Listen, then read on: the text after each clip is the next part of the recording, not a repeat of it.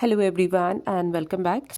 News headlines in English for 13th of December means today. And first of all, national news. President Draupadi Murmu awarded honorary general rank to Nepali Army Chief Ashok Raz Siddil. 1.6 crore LPG connections issued in country from 2023 to 24 to 2025 to 26 under PM Ujjwala Yojana 2.0.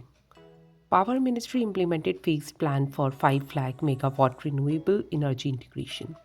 Khelo India Winter Games scheduled in Ladakh from January 23 to 27.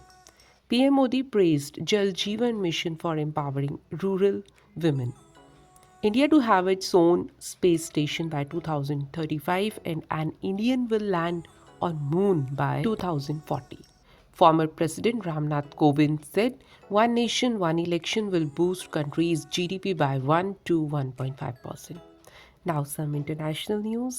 Sri Lanka's opposition hints at no confidence motion against Speaker Ashok Ranwala. South Korea's ruling party chief supported impeachment of President Yoon Suk Yeol. Maldives invited bids for wind energy project in Nunu Atoll, Manadhu under Assure project. UN General Assembly demanded ceasefire in Gaza. UNRWA backed. Elon Musk's net worth tops $400 billion, a historic first. And now some sports news. Indian Grandmaster D. Gukesh became youngest world chess champion.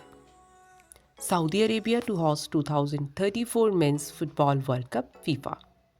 Khelo India Winter Games 2025 set to showcase winter games across Ladakh and Jammu and Kashmir. And now news related to business. India's retail inflation in November eased to 5.5%. Industrial output grew 3.5% in October. Noida International Airport teams up with Mahindra to launch electric taxi service. Over 44% national highway projects are delayed, Nitin Gadkari in Parliament. And that's all in news. Thank you.